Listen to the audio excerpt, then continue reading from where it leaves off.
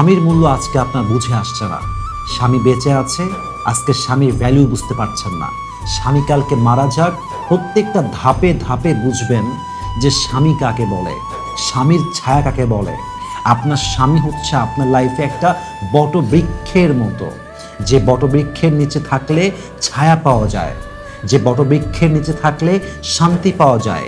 স্বামী এমন একটা বটবৃক্ষ, যতক্ষণ পর্যন্ত স্বামীর ছায়া নারীর মাথার উপরে থাকে, সেই নারী সম্মান পায়, সেই নারীর অস্তিত্বকে সমাজ সম্মান করে, বাবা মা সম্মান করে, ভাই সম্মান করে, সমাজের লোক সম্মান করে।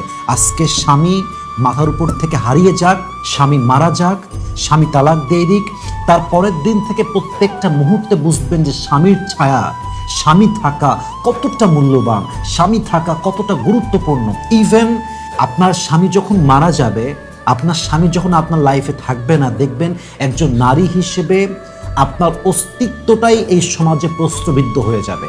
স্বামী মারা গেলে, স্বামী তালাক হয়ে গেলে, স্বামীর সঙ্গে নিজের রক্তের মা, যার পেট থেকে আপনার জন্ম, ওই মায়ের রূপটাও চেঞ্জ হয়ে যায়। বেশিরভাগ ক্ষেত্রে বাবার রূপটাও চেঞ্জ হয়ে যায়।